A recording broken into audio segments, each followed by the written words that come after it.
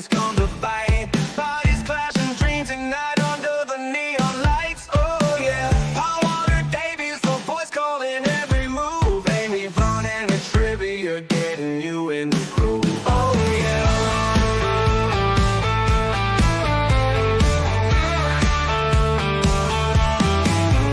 Feel the energy, the thunder as the crowd begins to roar. High flying daredevils in a battle like never before. Oh yeah, from the turnbuckle to the mat, the action never stops. Talking wrestling takes you to the top. Oh yeah, feel the energy, the thunder as the crowd begins to roar. High flying daredevils in a battle like never before. Oh yeah, from the turnbuckle to the mat, the action never stops. Talking wrestling takes you to the top. Oh yeah, talking wrestling, it's a war right from suplexes to body slams. We got it all inside, get ready for excitement, that's on the show. Talking wrestling is ready to throw down. Oh yeah.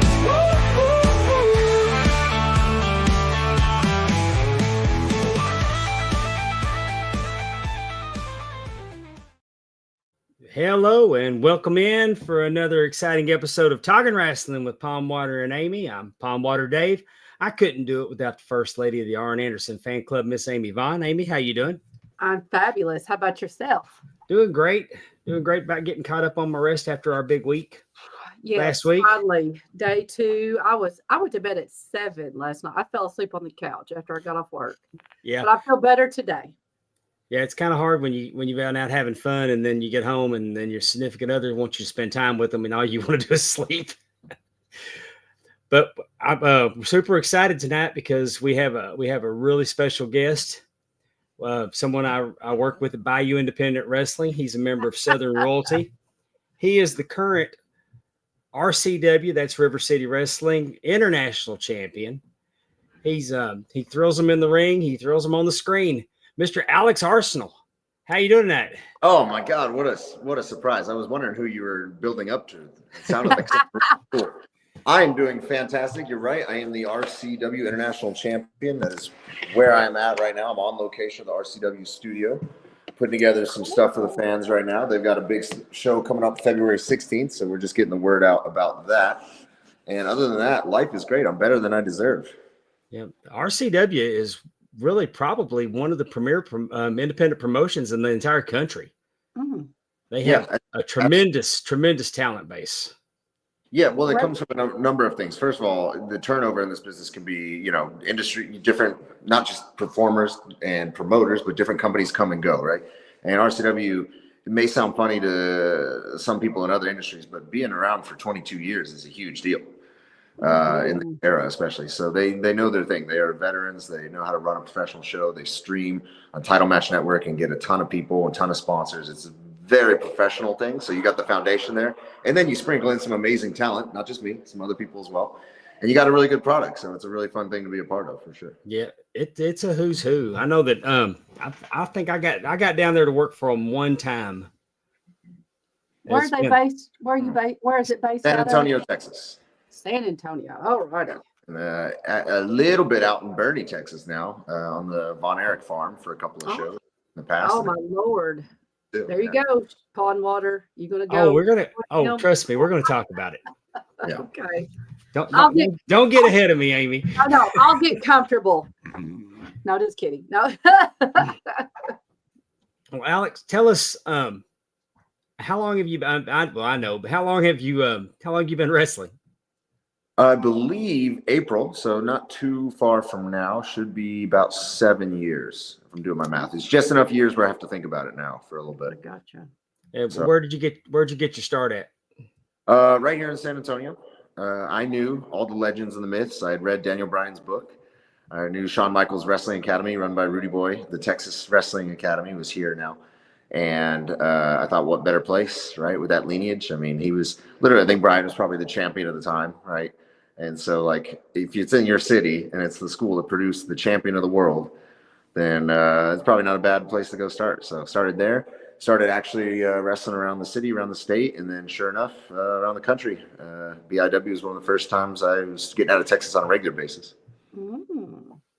But did you I mean, was that what did it put you on Josh's radar because he was using some guys from San Antonio like Rob and Yeah, I think so. I think Texas obviously is a massive state, but even despite its size, proportionally, it's such a big wrestling state, if that makes sense. Like there's so much going on here.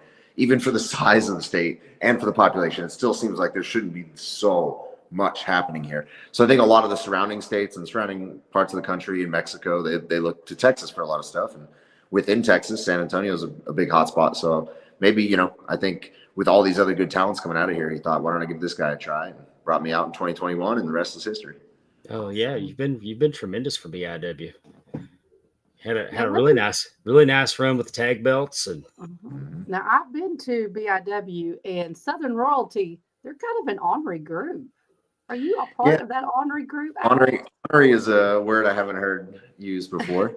Well, like I said, 7 years may sound like a lot of people, but I'm on the newer side in this industry still, and so I needed some guidance, some tutelage, and where better to look than guys like Rob Love and Camacho and Jeremiah, my former tag team partner. So when it comes to being Alex Arsenal, you can't just walk around saying everything's in your arsenal unless just about everything's in your arsenal. So not only do I want some guidance, but I want to learn all these different styles and be part of a very diverse group with all these different things going on. And why not be part of a group with a king and a monster and a swamp beast? What? I mean, you can't get better than that. An escaped convict, whatever he is. yeah, I Well, mean, all points well taken. Well Well, taken. I mean, if it ain't broke, don't fix it. We were holding all the belts at once within a few weeks of getting together, right? That's So very true. That's very true. yeah, they've been. I mean, man, y'all been running roughshod on BIW for a couple of years now, yeah, at least. I'm the newest member, and even that was 2.5 years ago. I wanna Yeah, say. it's been going on for a while. And here at the end of the year, you fell into a title shot. You got your opportunity at Bam Bam because Oh, Caleb Conley was running late. I did. I got it twice too. Let's not forget. I definitely was right place, right time on the second one. I'll give you that. First time, Bam Bam and I was in Rob Love's stead for him. We went best two Oh, out of yeah. 3 falls.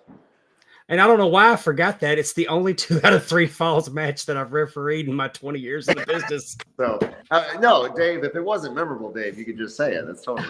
Well, no, I mean, I was thinking I'm looking out for you because the circumstances of the last title match that it was your shot because he wasn't there and then he got there and he cherry picked the thing after you did the work. Yeah. I mean, is that fair to say? I wasn't there. I'm just Absolutely fair.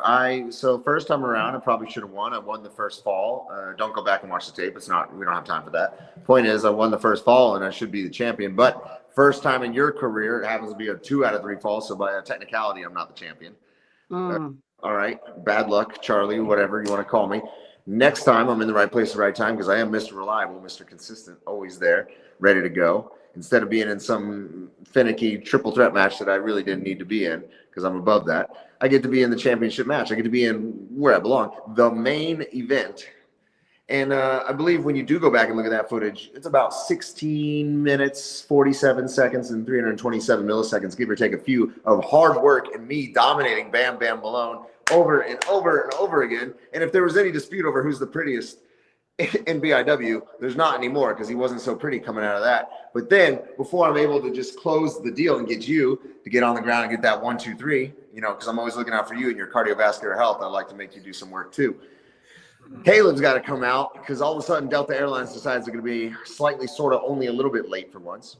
And then ruins it for me. And we went to El Paso afterwards and I ordered the double burritos deluxe because it was my cheat meal. And you know what? He came out and ate it as soon as it came. I did the ordering, I paid for it, and he ate it. That's the kind of guy we're talking about with Caleb. yeah, Caleb's. I mean, he's no damn good. Other than in the ring, I'm not saying he's not good in the ring.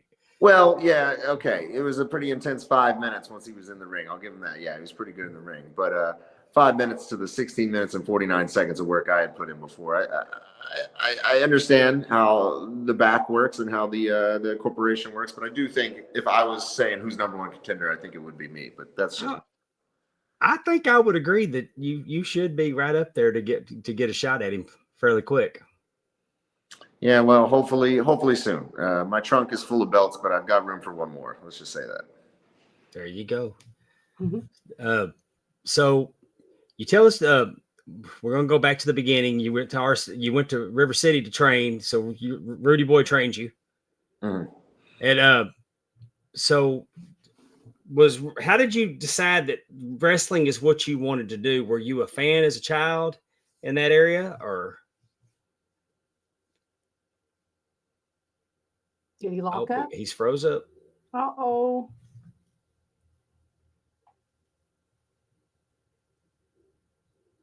We'll give him a second. And I'll put Oh. him back in and see if that does anything. See if that will help a little bit. We'll give him a second to rejoin us.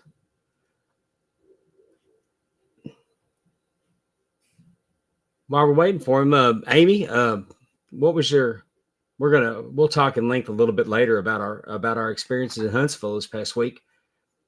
Overall, what was your favorite part? Oh, I think the Royal Rumble was my favorite part. Watching it with everybody and pulling names, that was kind of fun. Were you there last year? No, I did not go to Tampa. I thought it was kind of a neat way to watch the Royal Rumble. And I found that I was pulling for Danielle. I know I was definitely more interested in who was coming out and what they were doing, because also, the top 5 in the ring at the end, got a prize, so that just made it more interesting to kind of pay attention. I thought it was a fun way to watch the Royal Rumble. I thought it was like I said, it was an added bonus. We got together this past weekend in Huntsville, Alabama, with our friends over at Ad Free Shows, the Top Guy level, and we did Top Guy Rumble. Efren hosted a game, win Eric Bischoff's money earlier in the evening. That went really well. We had a good time. Then we watched the Royal Rumble, and the way they would do that is everybody would draw their names out of the hopper, and they'd draw a name, and that's the number they went up, and they'd go up, and when they saw who their wrestler was, they'd write their name and their wrestler. And if that wrestler won the Royal Rumble, they would get like merchandise from like a piece of the ring, an autograph deal. It was just you get these prizes, and there was some cash involved, and Danielle got Charlotte Flair, and she won. Well, once she won and she had her prizes, she had the option to either keep what she had, or she could give it all back for a chance at 2 WrestleMania tickets, the game event belt, $1,000 in cash, and then another $1,000 in cash the Friday before WrestleMania. Mm-hmm. And then, I believe you would also get all the prizes for both Rumbles. And she got to go and she decided to go all in, and she got to pick which number she wanted on the board, and she chose number 30. Mm-hmm. And we really thought she had a strong chance. Yes, and, number 30 is one of the 2 numbers that are the most popular for the winners of the Royal Rumble. 27 and 30 are the most popular numbers. I mean, she was really surprised when Cena came in earlier. And was she hoping that's who was? Is that who she was hoping for, or she just thought 30 was a good spot? We all thought Cena was going to win, and then Logan Paul, especially when Logan Paul came out 30th, I still didn't think that she was out of it, because I still think that they ought to put Logan Paul, strap a rocket to him. I mean, just capitalize on his popularity or lack thereof.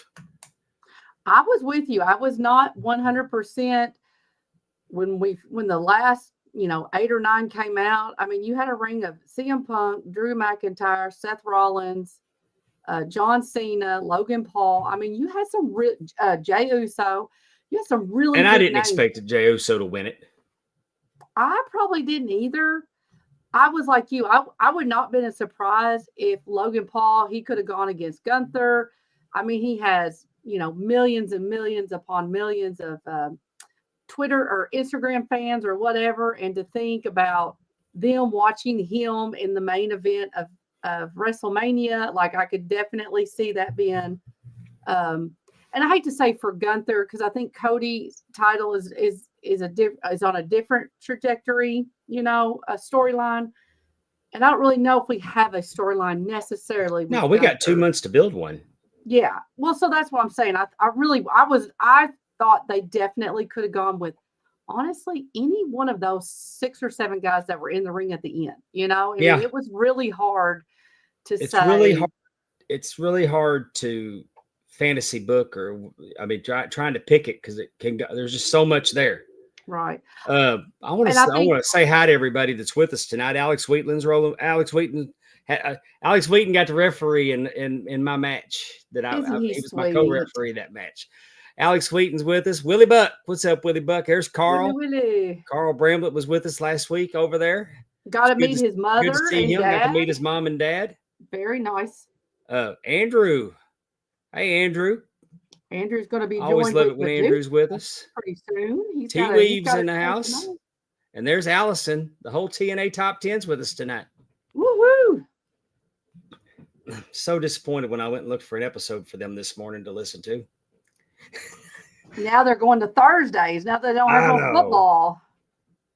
They'll be on there Thursday. And like I said, Andrew has Medusa a little bit later tonight, if I'm not mistaken. 2-time and Terry. That was funny. That is something else part of the weekend that we got to do. We got to have a fantasy booking, and we actually put together 4 matches. Oh, yep. There is me and Dave at Collision with the game event belt. It is super nice. We were on the front row. I don't think Collision the picture does it justice. That is such a great belt. I am sporting my FTR shirt as they were on Collision, and I was right there cheering them on. I mean, I had an epiphany at Collision. You did. I did. We were sitting on the front row. You know what epiphany means, right? I just want to make sure we don't get nothing confused on television. Yeah, I mean, like the light turned on I became aware of a situation. What? Well, I looked up at the Jumbotron one time. I just kind of looked over, and I could see the backs of our heads on the front row. Mm-hmm. Turns out I got a healthy ass bald spot. And the Jumbotron, I mean, I noticed it. Pointed it out, huh? Yeah. So we may have to start a strenuous regiment of Monet products to try to grow that hair back. Or you may see me in a hat all the time, or I may just give up and cut it all off. But there will be no flesh-colored yarmulke in my future. You could do like the spray or something. I'm sure there's no. other I'm not going to do the spray. Hat. I'm not doing anything that I got to be self-conscious about. Well, now I want to see the back of your head. Turn around. No. Go watch Collision. Go watch Collision. I will. I do tape it, so I will. I have to go back and watch it and see if I can find your head. I saw it. It's in the Jericho match, and as soon as I saw it, I told Stephanie. She goes, "We're going to see you again." I said, "It was hard enough to watch this the first time. I'm going to turn it off." I'm kidding. Those are actually a really good match. Chris Jericho and Brian Keith against the Outrunners, and the Outrunners. They were so entertaining, and one of them kind of looks like Hulk Hogan with his skullet. Yeah. But they do a move where they look at each other, and you remember how Hogan always would go, "You." Yep. They pointed at each other and they go, "You son of a bitch," and they locked arms and they dropped a double elbow, and I just thought it was so entertaining. It was all good. Like I said, I enjoyed Collision. I enjoyed Dynamite. I mean, I had a good time. Hey, I think Collision was better than Dynamite. That FTR Moxley Yuta street fight, that Mid-South street fight they had so much stuff in it that I don't like, and I loved every bit of that match. Yes. It definitely. Watch Moxley stand there in front of me with all those thumbtacks still stuck in his back. Yeah, I know. I was like, oh, yeah, we saw him get slammed on. We saw a lot. Hey, Chris, we definitely were watching them. You know what I mean? Yeah. It was rough. I mean, like I said, I'm not a big thumbtack person, but man, they were. But it was a good match. Whew, It was a really good match. Harley Cameron came out and wrestled Ty Valkyrie. mm-hmm. We got to see Adam. Adam Priest. We got to see Adam Priest and Mordos when we got there. I thought we got to see Samoa Joe. I saw Will Ospreay in person. I've never seen Will Ospreay in person. Yeah, that was fun. It was a good. I enjoyed being there. Yes, I did too. I enjoyed being there. Experiencing it live is different, and but we'll circle back to that because our guest is back. Look at this. Yay! All Look, right. there you go. Oh, I want you to know when I say everything's in my arsenal, I mean everything. So even when there's bad internet in the building, I got in the car and I drove to a whole new parking lot that looks honestly like if I wasn't such a big, mean, tough guy, I probably shouldn't be in this parking lot. But we got internet now. So that's my commitment to the show. Well, I that sounds appreciate it. awesome. Yes. It happens. It happens and hopefully it won't happen again. And hopefully I won't get mugged by that dude over there. Well, yeah. But- I mean, don't. At least it'll be good for ratings because it'll be live right here. Right. think And maybe you can we take can 'em. help catch them if, catch them on. You got your gear with film. you? Yeah, I do, which I don't know. Throw if that. Throw that. or Throw your attention. bullet. Throw your bullet strap over your Yeah. shoulder. Get him off with the inflatable gun, maybe. Yeah. Yeah. We'll see. When you froze up, I was asking you. I was wondering what made you want to get into wrestling. I know you work out. I know you work out like a beast. But were you a fan as a child? Oh Is it yeah, something- I'll tell you right now, my earliest memory, Dave, you're gonna love it. I'm a little bit older than you might think. I went to a WCW live house show in Abilene, Texas. I want to say 97, 98, somewhere in that window. And my dad brought me and my brothers, right? And my brothers are a little bit older than me, so they were wrestling fans, got me into wrestling, I suppose. This is basically one of, barely before my memories even start to kick in. But I do know I saw Ric Flair's butt cheek. I remember that because I came home and my mom says to this day, I wouldn't shut up about how I saw Ric Flair's hiney. So it was him and British Bulldog. I think they were main event in this house show. And the only spot that, 4-year-old me remembers is Flair got his pants pulled down and was running around the ring. He couldn't seem to get him pulled back up for quite a suspicious amount of time there. Yeah, he was playing And the hits that night. Yeah. Yeah. And I think that might have been the moment I knew what I wanted to do with the rest of my life. You And said so- you had older brothers. Is that what you said? I do. I got 2 older brothers, 4 and 5 years older, respectively. So were you did they wrestle with you? Were you a jobber basically for them? Were they doing moves and stuff to you?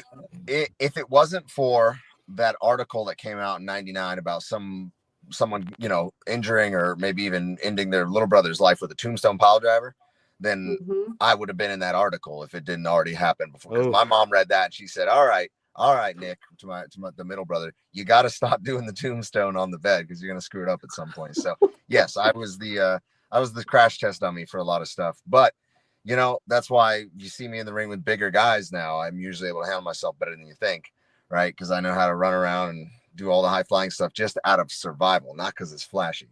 I had to learn how to do that stuff. And I grew up on a trampoline with the 2 older brothers wrestling me all the time. So I had the foundation. Had I never done any MMA, had I never done any wrestling in high school, had I never done any of that stuff, I think had I never done parkour, had I never done any of it, already had that foundation of pro wrestling with my brothers in the 90s when there were no rules.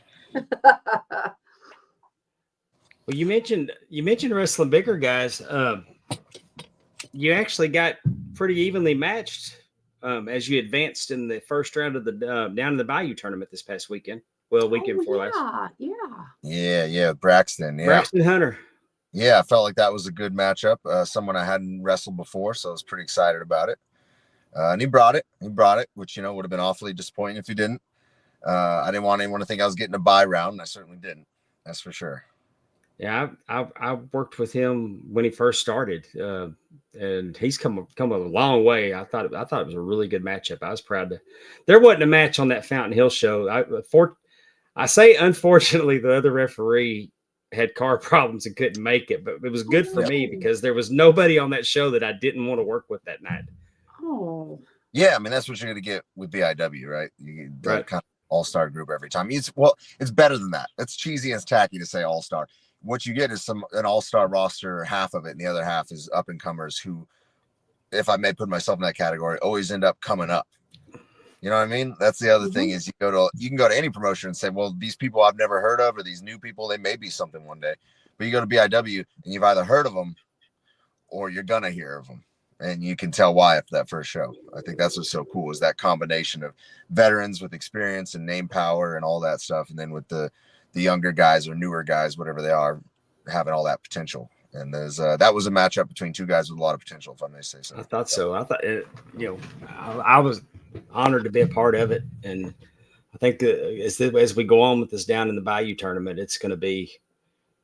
I think it's a great concept, and I can't wait to see how it plays out. The fan engagement is incredible. All the brackets everyone's making, and I'm not just saying that because clearly more people have me winning it than any other person right now. Is the last time I checked. But it is pretty cool. Our own little March Madness going on. That is fun. Now you mentioned MMA. So you wrestled in high school. Is that correct? Yeah. So in high school I wrestled 3 out of 4 years. I shattered my metacarpal for 1 year. I still got the surgical scar somewhere here. I don't know if it shows up. Lord. But I went to I'm old enough to have seen a WCW show, but follow me here, young enough to where the internet was already such a prominent thing. When I was maybe a middle schooler, I looked up WikiHow, how to become a pro wrestler on the WikiHow website. And so it mentioned at least 3 years of wrestling experience. And I would have gone for all 4 if I wasn't injured. And so I thought it was such a funny gift from the universe that I got exactly 3, like I was following the formula that it asked for, you know what I mean? And then it said to do theater, and so I did both theater and an improv troupe at my school. I trained at a local MMA gym for a little while after high school when I wasn't sure if I was going to make the jump to pro wrestling and how soon I'd make that jump.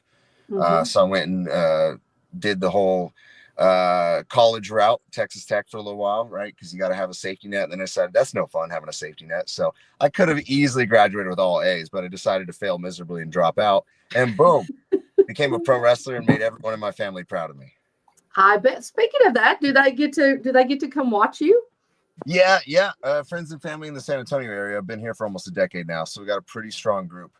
There was a point in time where we had a company here called Galactic Pro Wrestling, and I was the champion in there. And I like to brag about this because it's not really about me. It's about the support group I have around me.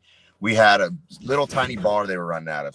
They got 88 people one night. They just had 80. I mean, it looked like a lot of people in this tiny little bar, shoulder to shoulder, 88 drunk people screaming. I sold 45 shirts. So that means half plus one were arsonists. Yes, arsonists. I love it. So I got a strong fan base. I like to think everywhere, but I definitely undeniably got one here for sure.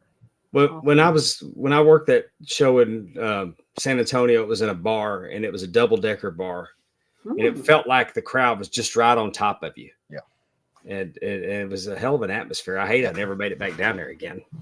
Yeah, no, you get all kinds of crazy weird venues and stuff, and half of them go one way, and you're like, well, this is pretty odd. This is weird. I might get mugged in the parking lot like tonight.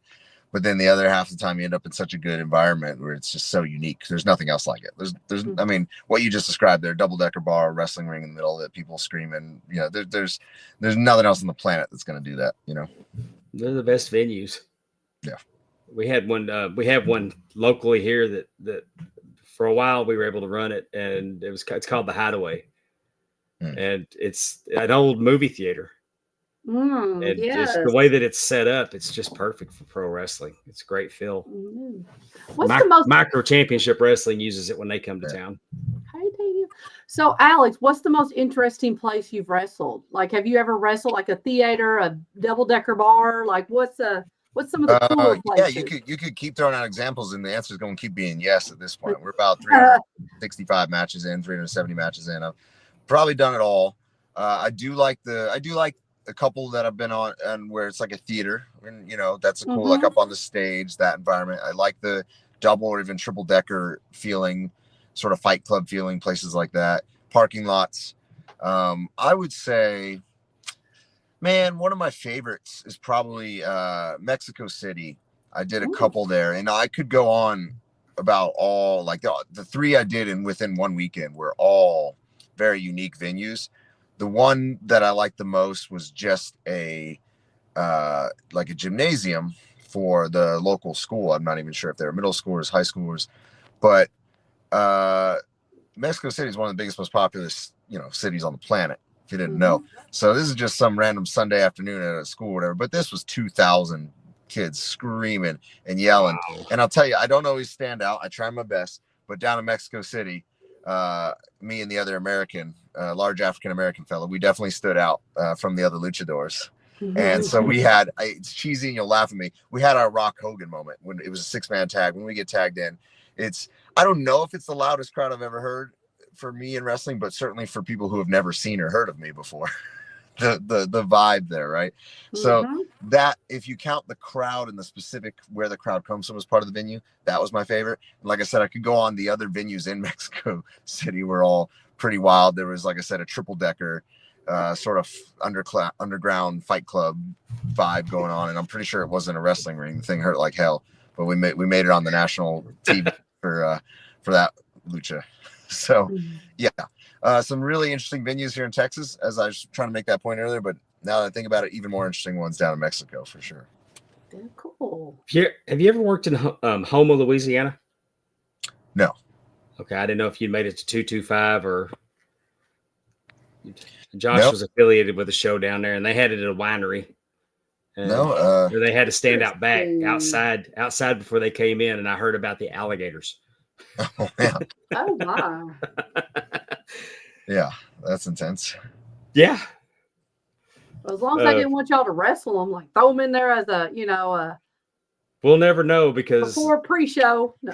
now that I'm Start loaded match. with that piece of information, I will not, as much as I love going to Houma, it's my favorite city that I've ever refereed in.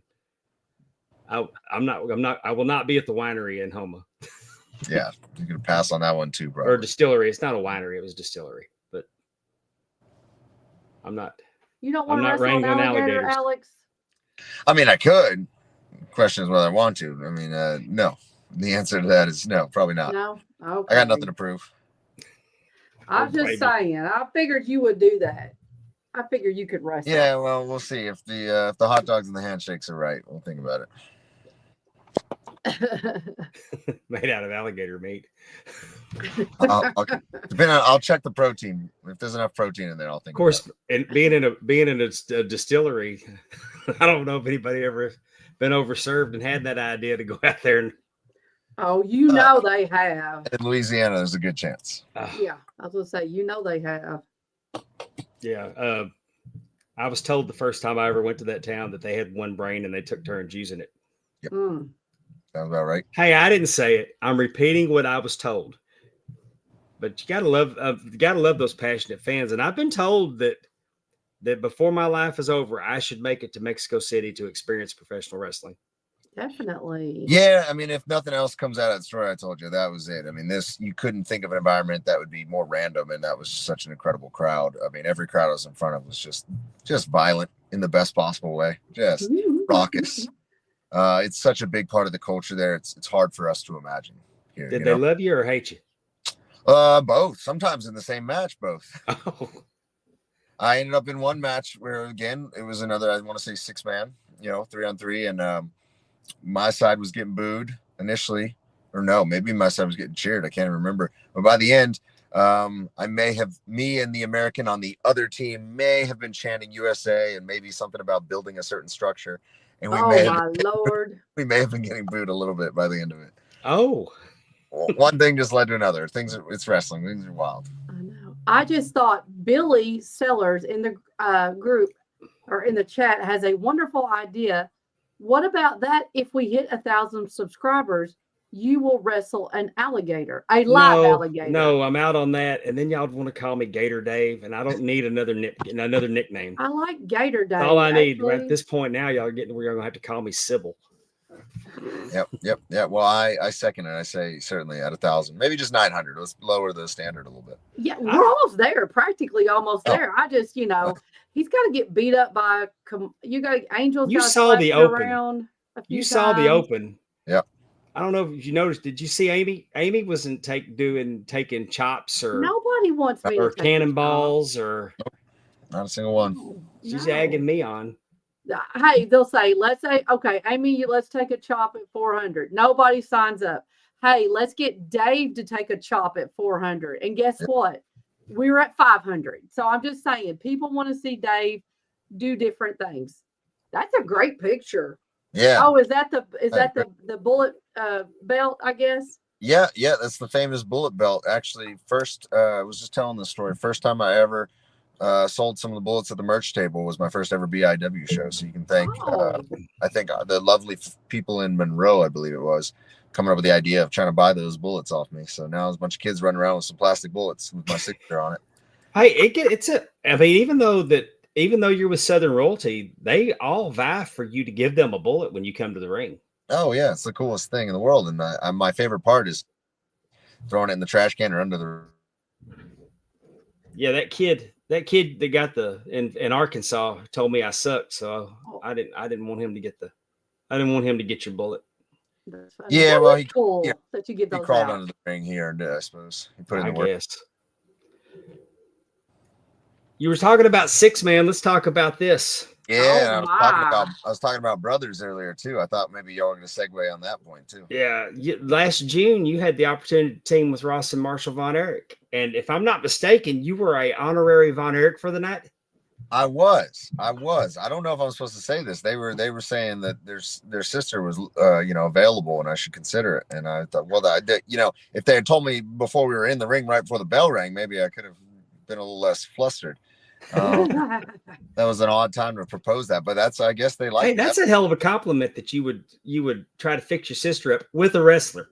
That's True. right. That's the highest compliment these guys could pay. And in all reality, they were awesome to team with. They're two of the coolest guys in the world. They actually, all of my little wrestling stuff from BIW kind of connects into this too, because that's where I met the director of a movie I'm in that we can talk about in a little bit. But that got brought up around the Von Erichs, and Ross and Marshall were like, hey, we've been looking to get into something like that. So now I got them hooked up with that. So all three of us are going to go out and be in at least in one wrestling movie called Blood Tornado, filming next year. And so that's really cool. But I didn't think, even in the short term, I didn't think it would lead to anything. We made a joke about how we should do a 6-man tag, and then the universe kind of put it together. A month later, boom, here we are. And it's one of my favorite matches ever. You can't be more over automatically than when you come out with the Von Erichs. Very Especially if you look like you might maybe be one of the long lost ones. Lance, are you part of Lance's family? No, he's not. But no, I mean, he looks like he fits right in with them. Yeah, and I said, I thought it at the time when I first saw that.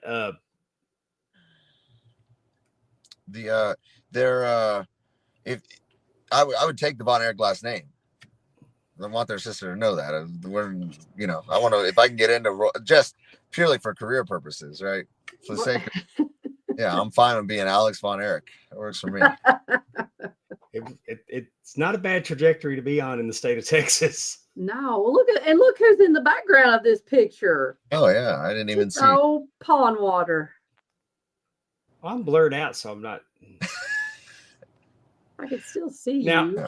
let's talk about your workout regime, because if I feel like I would look like this if I would exercise and eat less. I think you would too. I think there's a lot of exercise and a lot of eating less, but it would definitely happen. So what's your workout regimen? Because right now you live in the gym, don't you? Yeah, in order to get ready for that photo shoot and the one I got coming up Saturday, it is very little eating and it is a lot of time in the gym. I've already been in the gym this morning. I'll be headed back when we're done here. We are burning some calories right now. I'm a very, very hungry. You're getting the angry Arsenal. If this was a live interview, I definitely would have demanded a couple of bowls of M&Ms and the waters and some sandwiches and all that. But then again, I couldn't eat them because I got that photo shoot coming up. So the workout, the regimen, it changes pretty frequently, and especially with wrestling. I think that's the hardest thing as a professional athlete, to try and make it work around that. Don't want to be too sore, beat up, or banged up or anything before a show. But yeah, I'm traveling on the weekends, doing my best to meal prep and eat right. And then when I'm back here in the city for the week. I work at a gym, I'm a personal trainer, and so I don't really have an excuse not to be in there working out already, That's which is nice. good. Was I'm, that picture for wrestling promotion? Was it for the movie, or what was that for? And the one that you're getting ready to do, what is that one for? So everything is my arsenal. So I'm not just a professional wrestler, personal trainer, and actor, but also am an underwear model now currently as well. So that exact picture I want to say was photographer just building his profile for Adidas, not an official deal with Adidas or anything like that. No official. I gotcha. There, but couple of there was an Armani shoot we did in the same day. There was maybe it was the Armani underwear. I'm not a expensive underwear guy, but one of the pairs they handed me was $100. They had some gold lacing, and I had to give them back. Oh, what Sucks. why? What are they going to do with them? I don't know. They're too expensive. They're gonna break them down for parts or something. No. I don't even so get. then I you don't got even understand how one the one coming decides up. that they need $100 pair of underwear. Neither do I. I don't know. I can't. I'm not supposed to say anything negative about them. I'm literally trying to be a poster boy for them. So they were very nice underwear. They were amazing, and I would definitely, absolutely pay $100 for the Armani underwear. And I highly recommend anyone watching. Yeah, if my wife saw that ad, she would probably buy me a pair. Is it going to be like she hoped you would turn in if you put them on that you would look like Alex Arsenal? Yeah, I think that would be a great sales. That ship is sailed. That's what turning the lights out's for. There you go. So, can you tell us a little bit about your movie? I Yes. mean, I'm sure you can't tell some things, but No. I can tell you anything you want to know because yes. while the official release date for Amazon Prime is still been moved back a few weeks, Mhm. and for Tubi, it's a free streaming app for movies, right?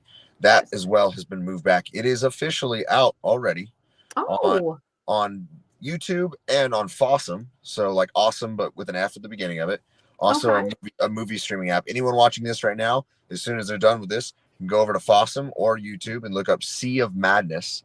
Right. Then also, I'm old school. I'm a collector. I got the DVD, so there are DVDs out there as well. So if you have a DVD player, you could have also seen it a few weeks in advance as well. But yeah, you can watch it right now on Fossum and YouTube. Sea of Madness. It is about, I believe the final runtime is about an hour and 40 minutes. It's a full-length feature film. So Green Apple Studios, and the director is Mitch Lang.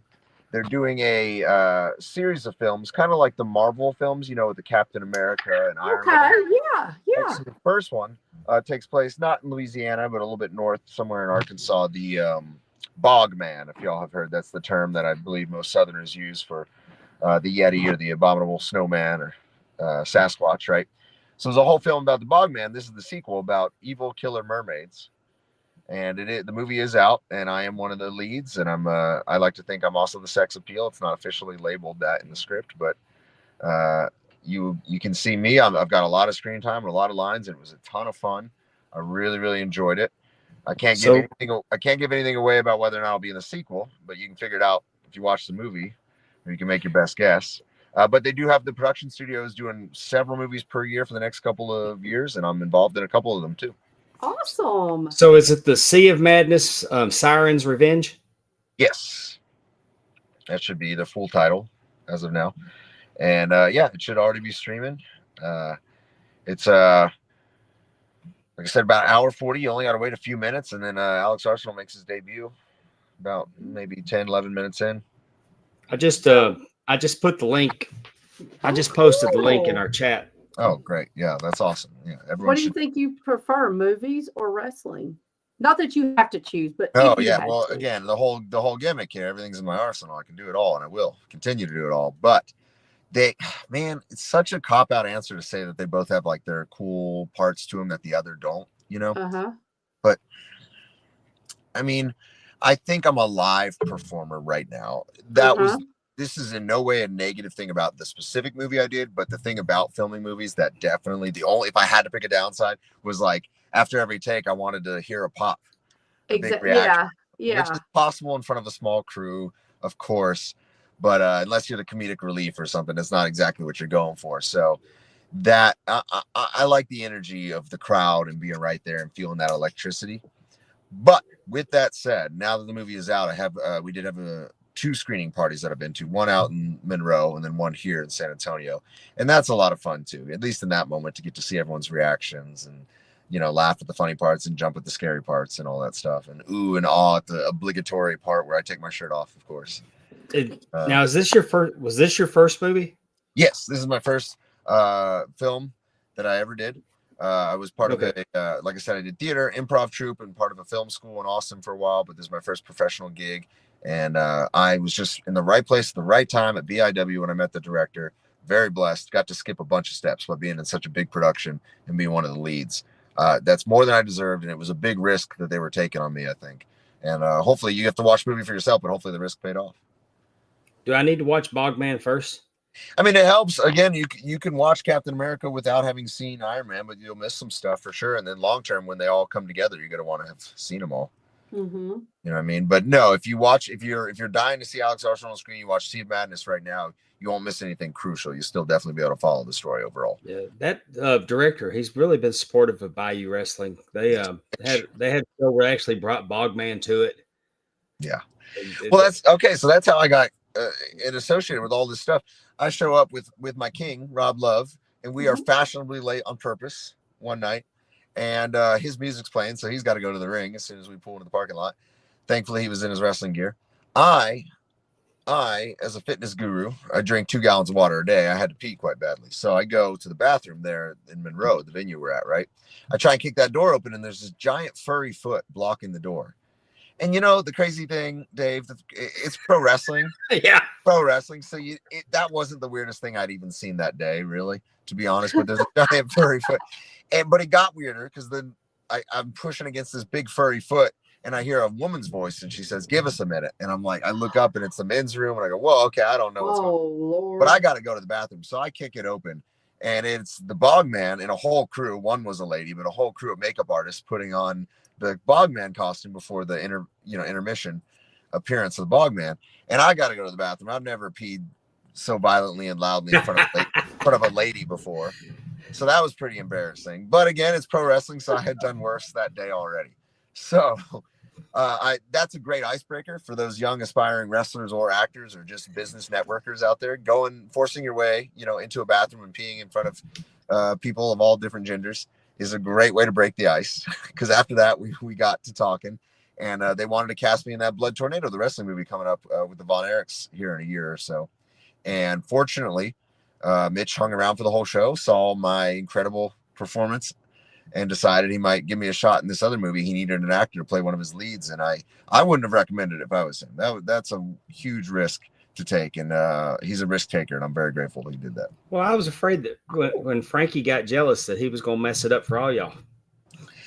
Yeah, thankfully, Mitch, like myself, like all of us, is such a big wrestling fan. He understands anytime you step in that building, you're liable to get attacked. And so he not only did he enjoy it in some weird, sick way, I think he'll be back for more for sure. We hope so. Yeah. That's so exciting. I know. I was going to ask, what does 2025 look like for you? But I mean, looks like movie premieres and looks like got a movie premiere already. We got at least 2 more being filmed, one in April. And then we got another one that I'm actually co-writing that hopefully it's a short. So I'm really hoping we can pull that off within this year.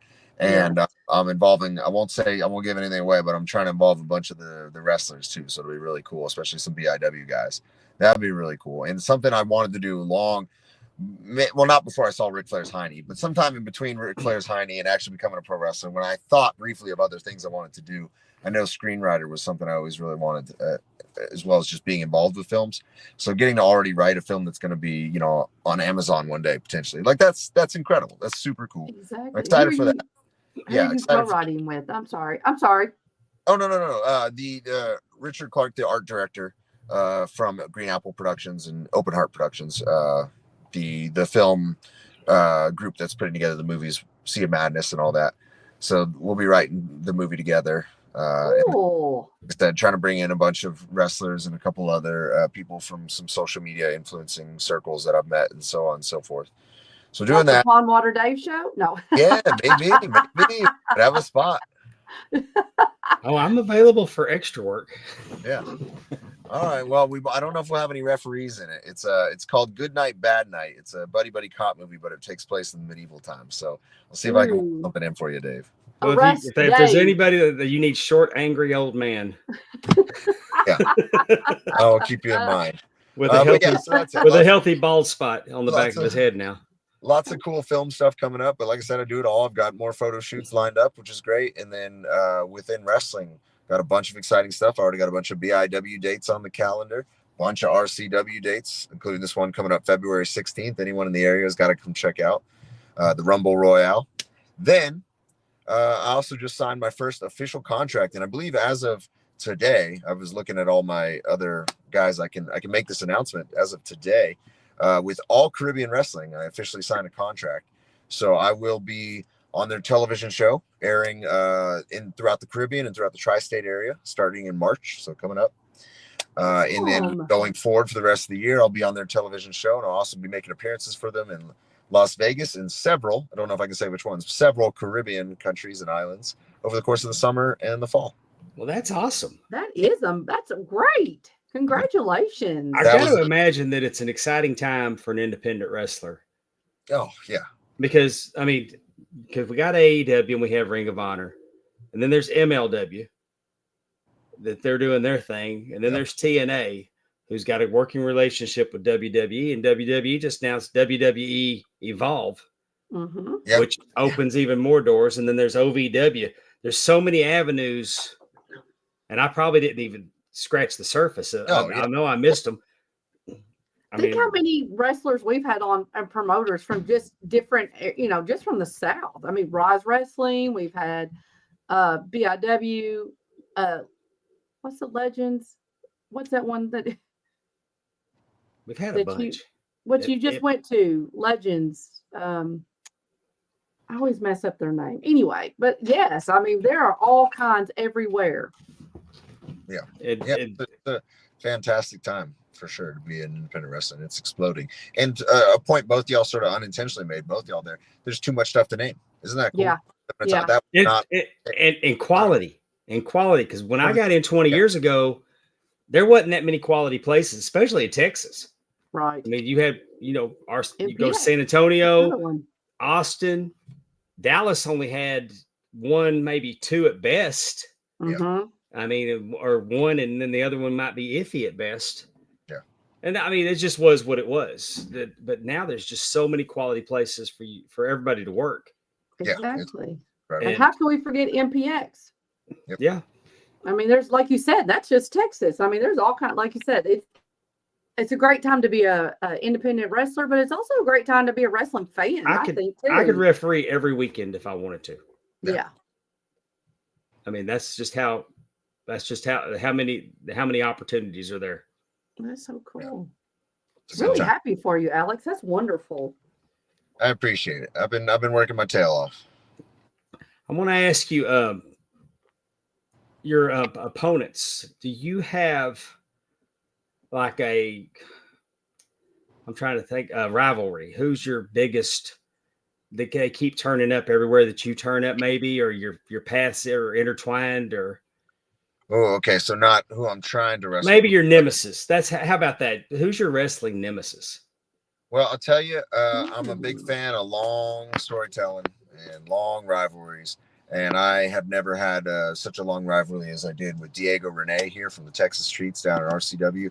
That took the entire year, and it finally culminated in a big steel cage match in early December.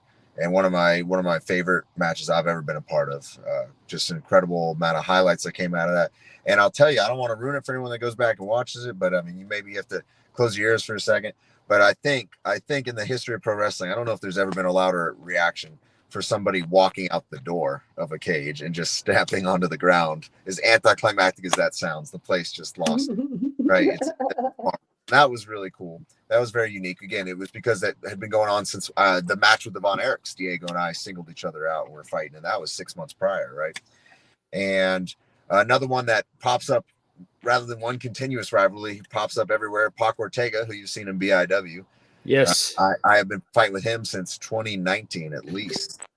in one of his first matches. So that's definitely the closest I think I've got to an arch nemesis for sure.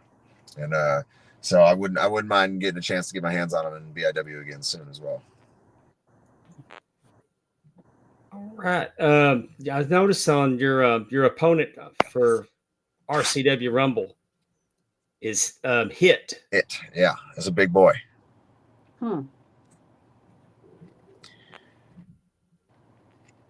Can tell us about him. I mean, do you have a So, concern well, about this challenge, or is it going to be? So I just pretty much filled y'all in on how I just won the RCW International Championship from Diego Rene, and defended it successfully against him on the Von Erich Ranch, and a whole Kevin Von Erich dedication show we did out there. It was really cool. But that's it. With the rematch done, I need a new opponent, and you got to have a big opponent if you're not going to be in this big Rumble Royale match, right? Because that's the main focus, and the only way you're going to draw the focus away from that is have something really big going on.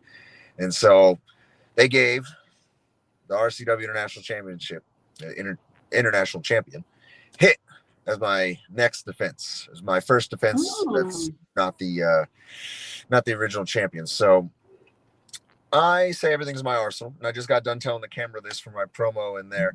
But when it comes to size and strength, I may be outmatched here a little bit, but thankfully, when it comes to speed, technique, intensity, tenacity, high flying, creativity, ingenuity, I don't know if he's got everything in his hit list, if you will. So he may be a bit of a hitman, but I don't think he's closing the contract on this hit and getting this title.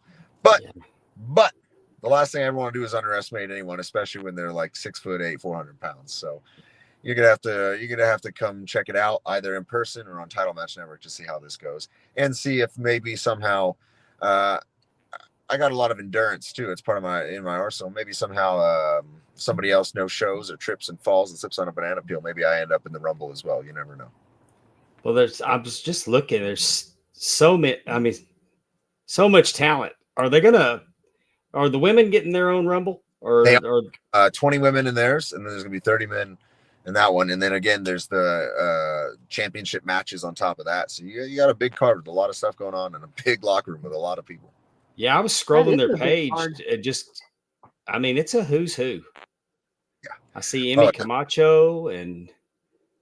Well, just like BIW, if there's a name you don't recognize right off the bat, it's probably a very, very talented up and comer like Hit, right? Coming from the Rhodes Wrestling School just up the road in Austin. And everyone that's come out of there has been making a huge impact. And obviously a guy like this is going to do the same thing. So you got Edge Stone in there. He's a big fella. Yeah, I might stay out of the Rumble Royale. If you're going to see Edge in there, Jay Alexander, Camacho, maybe. It says Camacho in there, and I think that would be reason enough to stay out of there. Yeah, we'll see. He's a how little do you even get temperamental. someone like him out? I was gonna say, how do you get somebody like him out? I think Arsenal can slam him. Well, I appreciate your confidence in me, sir. I'm in the Alex Arsenal business. I'm such a fan of this guy, and when I don't have to referee his matches, it's kind of a bonus because I can watch them. Right. Well, I like saying that. And there's something in his arsenal. I like that. You're right, though. You got a little bit of everything in the arsenal. I think you can. Yeah, he can do it I too. can do it, or if I can't do it, I'm gonna work on it till I can do it. Well, it's getting dark out there, and you're in a bad neighborhood, so we're gonna get you out of here. I can't thank you enough for coming on our show. Where can everybody get your merch at? Okay, so we got Alex Arsenal on Facebook. Alex Arsenal on Instagram is going to be with 2 X's and an underscore. Then you can reach out to me on either one of those. And obviously on those, you'll see my upcoming shows. You can get merch through there, or of course, come into a show in person, whether it's somewhere like San Antonio, somewhere else in Texas, or BIW. I have my merch table set up there, and I'll have my bullets as well. Awesome. Well, you'll be in bullet next time, Dave. I'll grab you one. I see that little kid. I want it autographed. Make sure it's autographed. I see a little kid that told me I sucked. I'll get his. Yes, he doesn't deserve it. Take it from him. I don't want that one. I want one he's autographed. Please. All right. See what we can do. Are you going to be in? You'll be in Brookhaven. Next month? No, not for this next month. You're not seeing me there. But we're coming up. Let me tell you, the next time you'll see me in BIW.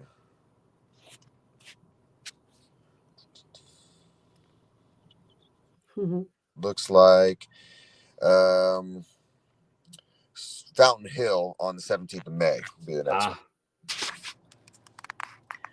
Yeah, you know, I'm gonna miss you. I'm gonna miss you on that one. I will not be in Fountain Hill.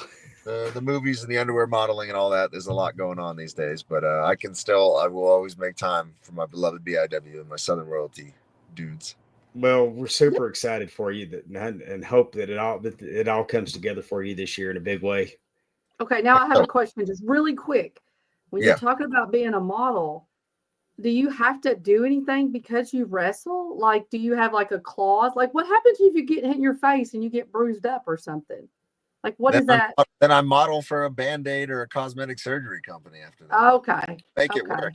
I'll figure Because it out. you'll find it in your arsenal, right? You'll pull it out. Yeah. Okay. Amy, he just said he was modeling underwear. Don't try to act like that you even noticed his face. Would you stop it? The photo shoot coming up is Wolverine themed, so I don't have to look too pretty for that one. Just gotta look. Ooh, that'd be cool. Is that print? Is that usually what you model for? Is print? Yeah, this one again is just someone working on their portfolio. I think they're doing they're contracted to do some Valentine's Day shots, which I'll be a part of as well. Oh. And then we're at the end of my cut here. I've been reducing calories, reducing weight. I've been trying to get a little more TV ready now that I've got some contracts and some films coming up. I'm really wanting to celebrate with a photo shoot that lends itself to that. And if you saw the most recent Hugh Jackman Wolverine movie last summer, he's a lot of superheroes are jacked. He was extremely lean specifically. Right. And he'll always be more impressive than me being at that age, being that lean, but we'll see. Give me 25, 30 years, whatever it is. And we'll see if I'm that lean as well. Awesome. One last thing I want to swing back around to that I heard you say before you impressed that lady with your impressive stream. You drink 2 gallons of water a day? Give or take. Today will be definitely more than 2 for sure. Yeah. I mean, do you have is it just you nurse it all day or? Yeah, I got these about 90 ounce, so they're not quite a gallon. These big jugs I bring around. Got one around here somewhere. Yeah, just drinking it all day. Absolutely. Sweating a lot, right? As an athlete, you take in a lot of electrolytes, especially sodium. So you got to flush a lot of it out with your water, but also with 2 workouts a day and, you know, doing podcasts in your car with the heater on accident for an hour. Sweat a lot. Hypothetically. Well, that just sounds real difficult to me because I work in a truck that has no air conditioning. So in the summer months, it's particularly hot in there. And I'm drinking more water in the last 2 years than I probably ever have in my entire life. But even I can't imagine, I mean, that 4th or 5th 12 ounce, you know, not even a 16 ounce bottle. Yeah. I'm feeling pretty waterlogged. Yeah, is it something you have to condition yourself to take in that much liquid in a day's time? Yeah. You do not start that way. No, absolutely. You work up over weeks or months for sure. And you don't drink anything else. You're not throwing in a Dr. Pepper or anything like that. It's just strictly water. No, the occasional energy drink or coffee if I need the caffeine for sure. But then I try and drink even more water to compensate for the dehydration that'll cause. But no, you know, if any youngsters are out there watching and you have any inclination or desire to be like Alex Arsenal one day, no drinking or smoking, no judgment to anyone who does, but no, it's all water for me every day. Water, chicken, rice, and broccoli. If you want to be like me. Chicken, rice, and broccoli. Stephanie just wrote that down on the grocery list. That's what she's gonna get you on. Hey, you kind of make fun of me, but we are talking about diet because I found out this weekend from a friend that he got on the carnivore diet, and he said that by doing so and cutting out processed foods, his arthritis, he didn't notice his arthritis anymore. I believe it. Makes sense. Foods, cut down on the unnecessary amounts of grains, cut down on sugars, all kinds of stuff, and change your life. And as much as I enjoy all those things that you just mentioned, I'm not enjoying my hands. I mean, I've got arthritis. I mean, I don't know if you noticed or not, but I'm an elderly, and But I mean, I have to get up and go, and the idea that I could change my diet just a little bit and maybe cut some of this pain back is very appealing to me. We just had this Mhm. conversation last night. So Yeah, absolutely. It's all about what you eat. People don't realize there's no secret workout plan or secret pills that are going to do it for you, really. If you eat just a little bit differently, people are going to make fun of you at first when you're in the car with the boys driving to a wrestling show and you got to crack out your tub of, chicken, rice, broccoli for the third time in one road trip. But, oh, I've seen it. I've seen it. Mike Fox used to bring Franco D'Angelo too. He'd bring these little Rubbermaids in with his portions, and he had a schedule that he was going to eat them on. So Mhm. yeah, well, you different levels for different folks. Small changes make a big difference for most of us. hey, I got this belly from going by Little Caesars and eating that whole extra most pepperonius bestest Well, I'll tell you, in one sitting. It's not the end of the world. I don't know if for the people following my social media, I've been talking about it all week. I literally have a reservation at 2 different Olive Gardens for Saturday after my photo shoot because I am not. They say endless breadsticks. I know the first one's going to run out of breadsticks, so I'm going to that second. It's not physically possible to keep enough breadsticks in one building. So, I'm just saying, they're not really endless, and I'm going to prove it because it's in my arsenal. But that's not the point. The point is, you don't always have to stay exactly on the diet. You can have a little fun as well and still be healthier. Well, we appreciate you so much, Alex. Thank you for your time tonight. If you ever have anything you want to promote, you want to come on, you let me know. The door is always open for you. I am going to take you up on that. I definitely want to come back soon for sure. Awesome. All right. Well, have a good night, and thanks again. All right. I'll send you a message, let you know if I get mugged or not. All right. All right, do that. Thank you. Take care. Alex Arsenal, everybody. Al too. Have a good night. Bye-bye. How cool is that? I think the world of that guy. I mean, he's got it going on. Like you said, I mean, ooh, he's doing really good, doing some modeling. Hey, doing he's some, a hell of a wrestler. yeah, and a good wrestler. I mean, I think he's probably good at, he seems the type that whatever he puts his mind to, he's good at. Does that make I get sense? super paranoid with the compliments, and I don't do it for everybody. Mm-hmm. But what I'm saying is that sometimes you get so excited about a talent that you see that you got to be careful, because I don't know if anybody takes it that way. This could possibly be my crazy, but I don't want somebody else to think that I don't think that they're that talented. Right. Like right. Our show in Fountain Hill, like Chris Lyons really stood out to me. Like this guy, Mm-hmm. this guy's got it. But see, I think Alex Arsenal's got it. I would love to look up and see Alex Arsenal with WWE ID. I'd love to look up and see Alex Arsenal on my TV screen every week or something, regardless if it's wrestling, a TV show. I mean, like you said, he seems like he's really, he's doing well. I wanted to watch Bogman because there's several wrestlers in Bogman. Frankie Thomas. Oh, yeah. I wanted to watch Bogman. I don't like horror movies. Mm-hmm. When I was a kid, I saw The Legend of Boggy Creek, and it scared the living shit out of me. Uh-oh. Like, I don't like toilets that have a window right next to them because Legend of Boggy Creek. Uh-huh. I mean, I don't like horror movies. I don't either. I'm not a big fan of scary movies. I don't like that kind of stuff. Billy Sellers says he likes wrestling like Alex better than WWE. I'm with you. I'm with you 100%, Billy. And that's not disrespecting to anybody. It's what your preference is. And like I said, we talked about that show in Fountain Hill and the idea that I was going to have to share half those matches. Yeah. I didn't want to that night. And it worked out for me that I didn't have to. Who was the other ref? Wells.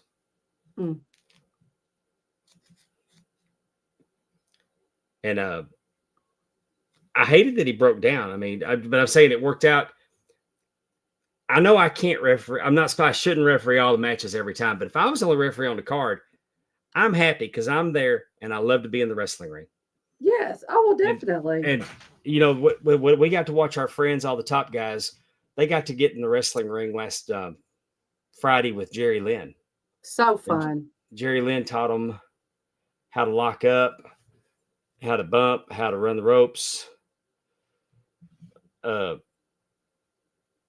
you know, And I just hope he knows how much, like, I hope it came across to Mr. Jerry Lynn how much we loved what we were doing, how much we appreciate the time he showed us. I mean, he was talking to us like we were really going to be wrestlers, right. like showing us how to do moves, where to put your hands so that you, in case the person had back injuries or neck problems. And I mean, uh, he was really teaching us, or really, talking to us like, okay, you're going to get in the ring. This is what you need to do about lifting your leg and leaning. And, he wanted to make sure we knew the right way. And I And mean, like Chris North, he could tell Chris North Chris North saying it before I could. He told him to stand up tall. It's a big man sport. mm-hmm. But Chris, as an amateur wrestler, wanted to get down. Yeah. The idea is to make yourself big.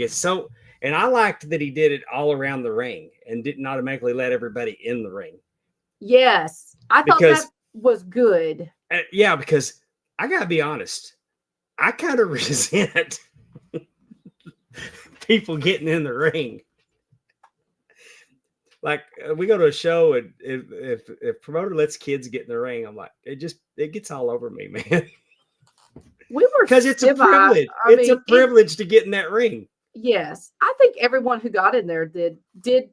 I mean, I think we all felt it was a privilege. I did like it because then again, sometimes it's hard, but you don't really feel like people were all staring at you. I mean, you could. No, I felt like there was nobody that was being self-conscious. I don't think that Big Ben Bishop, and Adam Priest helped out.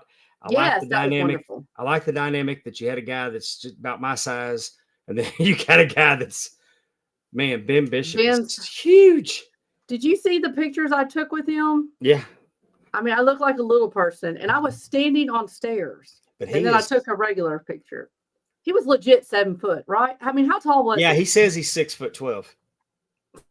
Is that because he's dumb or because he's smart? No, because he knows what's going on. Uh-huh. And great guy, but I liked that they could do that because you had a big man and a smaller man, and Yes. and when I learned, my first trainer, BJ Turner, was just a little bit bigger than I am. Mm-hmm. His gimmick was cruiserweight killer. But then I got Lance Archer, Mm-hmm. who's a big, not as big as Ben, but big. I mean, and it was good to see Lance on Dynamite in the opening. Yeah, he the other was, night. wasn't I it? really It enjoyed was. I love that guy so much. I And thought about you when I saw him. We weren't sitting next to each other at that point, but and Alex got to learn how to build the ring, which he said was pretty cool. yes, and that was I want to show y'all some pictures. There's Efren with Dave in the HSV, and our good friend Carla Odom.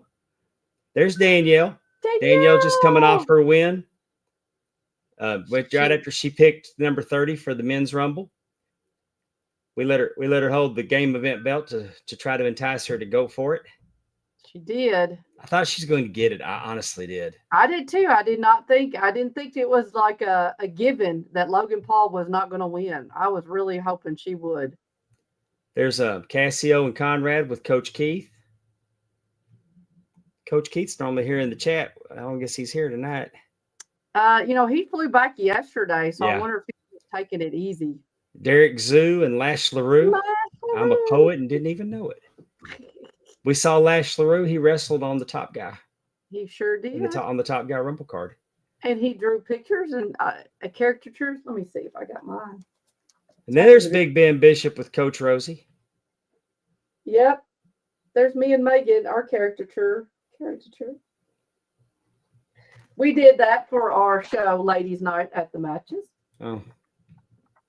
No incidents getting your picture taken this time? None. Not at all. You were not verbally assaulted this time? I was not a see you next Tuesday. Well, it might not have been pointed out. I tried to get the picture of me and you locking up. Oh, that got put on Twitter. I That saw people were that. to vote if he was yes for if they were voting for me or you. Danielle says Ben showing us how to run the ropes, but got across the ring in 3 steps. Yeah, Yeah. that was definitely like, okay, we need someone who has shorter legs to do that. Fortunately, yeah. Unfortunately, she did not. Number 30 was not. I don't even remember what number won. 24? Was it John Cena? No, Who Jay won? Uso won, Oh hell, that's but I don't right. know. Hey, I didn't even know he won. We were me and David got back to the house, and I was like, "Wonder who Cena's going to pick?" Because I wasn't even paying attention Y'all at that left? point. I didn't know And he you said left. Jey Uso won. I said, "Do what?" 15, 2 years in a row. Number 15, Jey Uso was 15. I thought he came out later. Wow, I Was didn't. I that thought he did Jimmy? too. Or was that Jimmy? Hey, It doesn't matter. I don't think. Chris sent me a picture and he showed me his bruise. The ropes ate him up. I'm telling you, I bet. I no doubt. Oh, he Well, was number I'm 20. still sore. I haven't looked today to see if it got any darker. I didn't run the ropes. I locked up. Who's I did the? some arm bars. So we don't know who the top guy was that won the men's rumble. Oh, it was Doug Ritter. He won. No, Okay. wait. I didn't get a picture with him because Didn't Doug Ritter? He won. I don't know. The Yeah. bartender was winning because I was over there drinking double makers. Oh Lord. I'm pretty sure Doug Ritter was the. Yes, he did. He had Jey Uso. Billy Sellers is glad that Charlotte won the women's match. I was too. I'm glad to see her back. I thought that she got piss poor treatment on Raw from the fans last night, but I thought that she rolled with it really well. I didn't think there was anybody in the women's Rumble match besides her that I really thought I had a chance to win. You know what I'm saying? Like it seemed like when Charlotte came out, I mean, you know she was coming, but she I don't should know have been a what surprise. I don't She like could have been. the vignettes that she's coming and then she back and then she won. Do you think now I did not watch Raw as I mentioned, I told you earlier, Dave. I also am a elderly and I slept fine, but going from my orthopedic bed at home to a hotel bed and pillows that were, as someone has says, quantity was good, but the quality of the pillows were not good. And so I fell asleep at 7 last night on the couch. So I didn't even get to see Raw. But what I was going to say is, and we could talk about what Danielle said after this. Is any of it because of, of course, like the news hit of her and Andrade, getting divorced seemed like it was all over the place. Yeah, that's timing. chapped my ass a little bit because these so-called social media wrestling sites that try to present themselves like they're breaking news and all this other stuff, and they're with their cute little memes and comparing her to her dad because her dad's been divorced several times and she's been divorced. Oh, I didn't know. I didn't see that part. Hey, but yeah, they can climb up a ladder and kiss tall Indian's ass. I've been divorced twice myself, and even if you want it, it's not a great situation. And we don't know what it was. They quietly filed in July and it was finalized in October, and we're just now hearing about it. So, we don't know what went on there. I think that it's one of those things where I think maybe Charlotte is like, it's cool to boo her. I think there's some people out there that they just think it's like cool to boo, Well, I like her. I like her, but I'm kind of over myself, and I'm gonna tell you why. Well,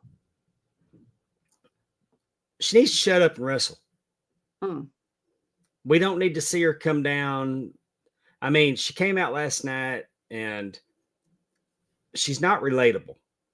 Mm-hmm. Now, if you're gonna dress like a high, I'm not shaming her. I'm saying she dresses like she's on the cover of a fashion magazine. I've got no problem that she carries herself that way. Mm-hmm. The thing is that don't come out there and tell me that you missed me. Mm. You know, now you're back. You gotta, if you're gonna be that way, you need a persona to make me hate you. But what I think her problem is that there's too much of that in the spinning and all that. She needs to wrestle.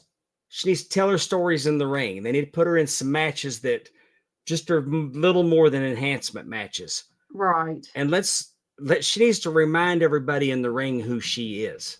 Right. Because coming out and telling me who you are, and she looked good in the Rumble. She looked really good in the Rumble.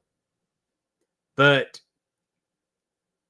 I don't think having those promos and putting her in the Rumble, I think she would have been better as a surprise. Mm-hmm. Or better if you put her in early and she ran the gauntlet so you could get some steam behind her. Or even if she chicken shitted her way through it and she rolled out early and you forget that she's not eliminated and she rolls back in later. That's not her. That last one though, that's not really her. Why not? Well, Why can't she be the dirtiest player in the game? Well, I think her ability just doesn't allow. I mean, that'd be like, yeah, she could, but she doesn't have to be, I guess, is what I'm thinking. You know, I mean, there's no one better, bigger, stronger. I think people people just like, yeah, I really do think that could be it too, Chris. I think people just like. She doesn't need to be a babyface. Oh, no, definitely. She is not. horrible as a babyface. But I want everybody to Google Kerry Von Erich, Florida Championship Wrestling. And I want you to go watch Kerry Von Erich cut a heel promo. Kerry and David on Florida television. Kerry's trying to cut a heel promo. He absolutely sucked at it because he wasn't a heel. But do you think it seems like for the most part, when someone comes back, they're cheered, regardless of how they left. So do you think they were just kind of like going to start off with that and then Turner or whatever? Like, because most people come back to a crowd cheer, right? Like after an injury, a long injury. I think she's the victim of Vince McMahon booking. I think he went to her too often. Mm-hmm. And there was no suspense. You knew that she was the forever champion. Do you think she is a victim of her dad? Of who her dad is? I don't think so. I think she's a victim of previous booking. I could see that, like you said. She didn't get the reception that she would. Like I said, maybe if they wouldn't have done all the vignettes. Mm-hmm. But you can get them, and I think that she needs to be a heel. I think that's 100%. She's got to be a heel, but they need to get her in the ring, and she just needs to start destroying people with the figure eight. And you know, Danielle makes a very good point, and I think that's something that the women's division is missing a little bit. I mean, you have Bianca; she's a tag team champion. They need to get those belts off of them. You know, there's no Becky. Bailey could be someone. They had Liv Morgan, right? Who beat EO last night? Was it Liv Morgan? Liv Morgan, but Rhea got her disqualified. Okay, that EO Sky is one of and Kyrie saying they're like two of the best they got, and this is what they're doing to them. I think you could build a 4 horsewomen type of stable for her. Who are you going to build it with? I'd put Chelsea with her. Charlotte, Chelsea, Bailey. There's nobody. I'd bring Becky back. Becky, Bailey, Charlotte, and I'd put Chelsea in the 4th. So what? And so you could even keep Piper. You could even keep Piper as a heater. Who do they fight? Everybody. They destroyed Bianca. They destroyed Naomi, they destroy Natty, they destroy Jade, they destroy. I mean, they run roughshod, and They then destroyed Jade. Let's see that. well, I mean, you could, Well, yeah, she comes yeah. back from it. What I'm saying is, put Bianca, Jade, and Lash Legend. I'd get Lash Legend in there. I do not like that name. Just in case anyone Well, asks. she's impressive. Lash Legend was impressive. I didn't know who she was before Saturday. I know who she is now. I'm very impressed with her. But I mean, let's get some faction wars going, is what I'm saying. I say, don't worry about Becky, but you can have Bailey, Chelsea, and Piper with Charlotte. Like if you wanted to build that, I mean, Piper, because Becky ain't coming back. And I don't think people, when Becky does Signed a come back, contract. well, but she's not coming back as a heel. No one is going to go for that. They don't have to be heels. They could be cool heels. You do a 4 horsewomen where they're out there doing this, and it would. But they gotta start. But Charlotte, but they're already booing Charlotte. I would. Yeah, I but don't yeah, know if I see that. but like I said, we get them in the ring doing some stuff. Mm-hmm. Get some grit to it. I like what Billy says. Charlotte and Tiffany. Be interesting. Yeah. And Tiffany's gonna be the face in that. People don't want to boo Tiffany. No, not Tiffany No, it's time. No, it's Tiffy time. And honestly, beating Nia Jax. Nia Jax is not super popular. She could be the fourth. She could be the fourth. You got Charlotte, Bailey, Becky, and you can put Nia Jax in there. That's a horrible group. I also think, because I think they ought to do something with the NWO, the new women's order, and you get them gals that'd be kinda cool. And I thought about it during the Rumble because the NXT women squared off against the main roster women. Mm-hmm. They could form a faction and they could become the NWO, the new women's order. Yeah. And they could sell all the merchandise doing that. Because NXT has a lot of great women wrestling for them. Good deal. Yeah. And Jordan Grace could be the leader. Oh, I'll forget about Jordan Grace. I mean, that just she the made fact a heck of a debut. Yes, I definitely think she could be some good competition for Charlotte. Whatever they end up doing. Yeah. So got to be careful though, because Charlotte's going to get more backlash. You start burying these up and comers. Well, that's very true. That's what I was going to say. What did Charlotte say? Is she fighting Rhea or is she fighting? No, Tiffany? she's on NXT tonight. Do you think they'll do something weird and have her go after the NXT belt? She wants to see who's inspiring her. So she's going to go see the NXT's women's champion tonight. That's what I'm saying. Do you think so go, she's going to go see Julia tonight. Do you think they would do something like that where that's the belt they have goes for? Have they done her like that before? She beat Rhea Ripley. For the NXT. She beat Rhea Ripley for the NXT Women's Championship. That's right. For winning the Royal Rumble. I think so. I think so too. Surely God, they're not gonna have her do that twice. No, she said that she was going to go see if Julia inspires her, and then she'd be at SmackDown Friday night to talk to Tiffany. Interesting. I mean, they're getting 3 segments out of her. She's making the rounds. Well, yeah, that makes sense. So, yeah, Catherine, she needs to just show the crowd through her wrestling who she is. That's what I'm talking about. I just wonder if some of that, like I said, then you got all that news dropped about her and Andrade, which, what great timing, right? I mean, that she had to deal with all that, and that kind of sucks. I mean, he still works there, so it couldn't be too bad. That's true. I mean, we don't know what happened. No, I don't. Yeah.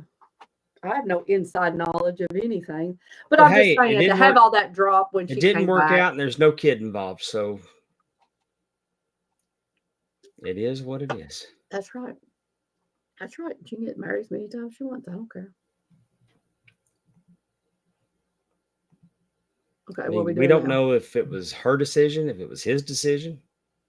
It's really none of our business, and I feel that way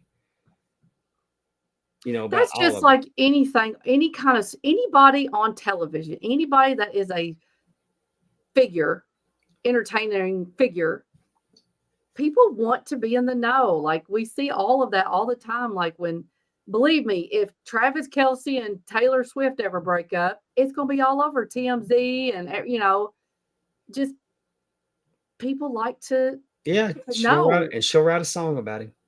Yep. And she'll make quadrillions because that's what she does with her songs. Speaking of Travis Kelce, who you got on the Super Bowl, Amy? Well, I really wanted Detroit Lions, but let's see. I had to take They're a not couple there. steps. I know. I'm just going to say probably the Eagles. I mean, I like the Chiefs, but enough's enough. Like I want someone else to win. I like about Jalen Hurts. Jalen Hurts played for Yeah. Alabama. He played for Oklahoma. Those are my two favorite college teams. Yeah. And I even heard him say "Roll Sooner." So, but I mean, for as much as I'm talking hate Mm-hmm. the Philadelphia Eagles as a long-suffering Dallas Cowboys fan. I mean, they're going to the Super Bowl against Kansas City, and all I keep hearing is taking shots at the Cowboys. Who? So the Cowboys are living in their fans' heads rent free. But hopefully, I mean, they need to win another Super Bowl because then they'd have two. I mean, the Cowboys have 5, but even Trent Dilfer had 1. So You say that name like I should know who it is. exactly, that's the point. He won a Super Bowl with Tampa Bay. Okay. That doesn't mean, I wouldn't know who he was. You don't know who he is. No, I don't. I don't know who that Even is. New Orleans won 1. So, but that being said, my love for Jalen Hurts is not enough. My being super impressed with Barkley is not enough. I'm going with the Kansas City Chiefs. Really? They used to be the Dallas Texans. They moved to Kansas City from Dallas. They were the Dallas Texans, and they're owned by the Hunt family. And the Hunt family is the reason that soccer was a big deal, is what it is in Dallas. Okay. They were very supportive of professional soccer and youth soccer in the DFW area. Cool. And as a soccer player, I appreciated the Hunt family. So they've always been my AFC team anyway. Okay. Well, like I said, who's doing the Super Bowl halftime? Do you know? I don't know. I don't either. I'm sure it's somebody, and I don't. I'm sure it's somebody too. I'm sure it's someone. Someone announced. I'm sure they've already said it. I'm looking forward to commercials. That's always a fun thing. I don't want it to be a blowout. I want it to be close. Nothing like a Super Bowl blowout to just be like, well, this sucks. Yeah, I always enjoyed the musical. I'm gonna enjoy the Bowl commercials. halftime. Yeah, the commercials are usually the best. You seen Matthew McConaughey, the teaser for the Matthew McConaughey commercial? No. He's dressing up like one of the Bears super fans. Yes, and he's standing I have. trying to figure out how to say the Bears. Yes, I have. Oh, I didn't know that was a preview to something. I just thought that was a. Billy Seller says that Shania Twain is the halftime show. Okay. Or part That ought of to be it, craptastic. Craptastic. Beyonce won Country Album of the Year, so I Yeah. think Shania Twain. And hey, is best I've got an opinion on that if you'd like to hear it. It's not going to be popular. I'd love to hear your opinion. I don't hate her country stuff.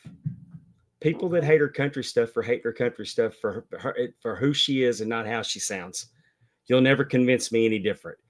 And the Grammys have always been a lean to the left, giving award show. Right. They're trolling the country. They're trolling the country with her winning. Because country music sucks ass. Current country music sucks ass. The good stuff is few and far between. I'm not saying she had the best country album.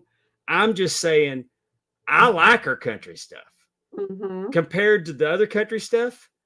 Now, I mean, her song, it's just, I don't know that she's the country act, but there wasn't a transgender who identified as a dog that identified as a Siamese cat that sings country music. So, you know, that you know the voters, they're trolling everybody with that. Beyonce's an incredible singer, True. but you can't tell me that, I mean, you can't tell me that her performance, because I think they're saying her performance with Miley Cyrus was like the event of the year or something. Was that on the show or was that? I'm just saying for the stuff Oh. I've read, but Uh-huh. you're not going to tell me that Jelly Roll singing "I Believe" with Brooks and Dunn is not the best piece of musical business done in the last 20 years. That's very true. I want to see what was that, the Grammys? No, The what was it? Grammys. I don't It even was watch the the Grammys. Grammys. No, I don't either. Except for Kanye West's wife showed up naked. That was interesting. Hey, I'm not opposed to it. I'm pro naked. I'm really pro naked. Alex Arsenal's got me motivated to do the show without my shirt next week. Are you gonna look like him? No. Oh, well then. Hey, okay. Well, hey. darn, I wonder if StreamYard's got filters. I could. It's just trash. Hey, but I was just saying, I'm just saying that I'm not offended by anybody winning Grammys. How many Grammys you think Elvis Presley won, Amy? None. He won one. Hmm. What genre do you think he won? What genre do you think Elvis won a Grammy for? Gospel. He did. Elvis's Grammy came as a gospel singer. King of rock and roll. Exactly. No, I agree with what you're saying. But I've got a friend, and I said, "Hey, I like Beyonce's music." And this is when it came out. It's just, oh, I just hate it. You're like, because of that. But I mean, Chris Stapleton. yeah, I don't even know what Chris Stapleton sang this year, but I would imagine. Lainey Wilson. I would have thought. I mean, Now, okay, Lainey Wilson's leaning heavy into the formula. Like, okay, that's a good song. That's a good song. Yep. Like that shit she's doing with Miranda Lambert right now. That's the Yeah. formula. That's the formula country that I can't stand. okay. Country music ought to be somebody's lying, somebody's cheating, somebody done somebody wrong. You got to be able to 2-step, 3-step, line dance, waltz. Well, where was that in Beyonce's song? The This Ain't Texas and This Ain't Hold'em and all that. That could be a line dance song. It had a beat that you could, and I could 2-step to it. Okay. I mean, I have no dog in that. I mean, I just heard it. I did not watch the Grammys. I don't really watch award shows. Do you? I don't either, because I don't. I mean, people giving each other awards, like that seems weird to me. You know, yeah, like but you said, used to they won't entertain you, and now they want you to know how they feel. or you want to see what they're wearing, but still, that's just too much. It's Yeah, not all me. these It's not for people- me. I'm just saying that I'm Yeah, not me neither. participating. I'm not participating in the Beyonce outrage because it got nothing to do with her music. Right. Well, no, that's very true. I mean, what was it? The Black Album for Metallica lost to Jethro Tull, like in '89, something crazy. I remember that for some reason. That was something interesting. And then when they did win, There's been a lot of great But Master singers that of were Puppets, snubbed by the maybe? Grammys. Exactly. They don't really know. Just It's like kind you of like said. that list. It's kind of like that list that Billboard put out of the top country singers, Mhm. and George Strait was number 9 Yes. I by remember. Billboard magazine. Right. If I'm not mistaken, Billboard magazine's rankings are based on who's on the Billboard, based on who sold the most records, and the man's Right. got more number 1 hits than anybody else, Right. and he's number 9. True. That's very true. So And a lot of times with the Oscars, there are movies that you've never even heard of, or that it's very they're Yeah. foreign films, or there's something very artsy. artsy that you are just like, I am just not in this league to watch this movie. So I understand all that. So, all right. You can be anything you want to be online. You're right. Exactly. So look out, because I'm gonna find me a filter for next week. I cannot wait. That's going to be fun. So what else we got, Pawn? What'd you think about the game event belt in person? I love it. You know, I love it. I love all the jewels on the front. Purple's my favorite color. I love it. I mean, I love all the color. You can't tell from that picture, but they have jewels. Well, you can, but it doesn't do it justice. I don't think, like the jewels around it. I just love, and I love the purple, and I love all the coloring. I love the green. I love that belt. I'm so glad I got to hold it. Yeah. And you could I hold will- something, and you could hold the belt of your dreams too. If you go to Big Time Belts, Facebook.com, join the Big Time Belts group. Muhammad Zubair can make your dreams come true. If you have something sketched out and you show it to him, he can create artwork for you. Upon approval, he can put it on, he can use a CNC machine. He can give you 24 karat gold. He can just regular gold plating. He can acid etch.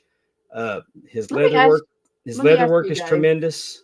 Let me ask you, Dave, because I know you helped or you were involved in working with Efren and all those with the game event belt. I facilitated this deal. Okay, you facilitated it with Muhammad. So did Efren have that drawn out? Oh Did no. he have like an idea? Like, yeah, tell us how that all came about. Let's talk if you about don't this mind. for a second. JD Hoop. Yes. JD Hoop is a JD designer. Hoop. You've heard me talk about him before. JD Hoop. I tell you, I truly feel like JD Hoop has talent on loan from the good Lord himself. Yes, he does. Did you like what Cody wore to the Rumble this week? You know I did. JD Hoop designed that. Yep. Did you like what Jey Uso wore? Yes. JD Hoop designed that too. And that was his Royal Rumble outfit that he won in. You know what I'm JD saying? Hoop That's is a great one. look. JD Hoop has designed many Outfits. outfits. I could just start naming off people that he's designed for. LA Knight, he's done his stuff. Yeah, Doesn't he do the arm thing for Roman Reigns? And The he red also but that guy also designed our show logo. That's true. In our previous one that had the Charlie Brown character, it had us as Charlie Brown characters. He's He's currently awesome. working on our new logo. Oh, And there'll be more about that next week. But JD Hoop, Efren told JD that what he kind of had in mind. mm-hmm. And JD completely designed this belt. This is an original. This isn't like based on other than the main plate spins. Right. JD Hoop designed the belt and actually sent the picture of the belt, the rendering of it, to Muhammad. And then Muhammad put it on, So basically, he JD made sent the art for it. the art for it, and then Yeah, JD submitted the art and The- Muhammad made it come true. awesome. And I've already told Efren what we need to do for version 2. Mm-hmm. Because that's what I do when I see a belt is I look at it and I can tell how we can do it better next time. Uh-huh. And that doesn't mean there's anything wrong with it this time. It's just that's just how my brain works. Because now I've seen it and I'm like, and I know, like, I don't think the next version is to spin because you Right. limit yourself because it's got to be flat. The main plate is very flat on that belt, but it has Right. to be for the spinner to work. Sure. And then he submitted it. Efren said, "All of that, this is cool." And then he started making it, and he used his CNC machine. What's that? What's It's CNC? it's an etching machine, Oh, okay. Okay. and it that's why everything on it was so crisp. Mm-hmm. It wasn't because normally they use like acid etching, Okay. and this was done with the CNC machine. And once the plates were ready, he painted them.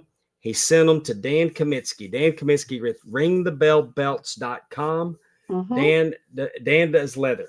Yes. It's not his full-time job. It's more of his hobby. He's excellent at it. And I wanted Efren to have and Muhammad's leather, as you've seen through our commercials, and you will see on this commercial, there's nothing wrong with his leather, but Efren's a little extra, and I wanted Efren to have a little extra. And I mean that in a totally good way. Yes. I wanted Efren to have the right shade of purple. He wanted the green backing. He's got green croc backing on it. Yes. So Dan, I mean, it was just a team, and I was so proud to be a part of it. Watching, because I've never known somebody that actually, well, I have, but what I'm saying is the designing of the belt, the execution of making the belt, getting the leather on the belt, and presenting the belt to Efren.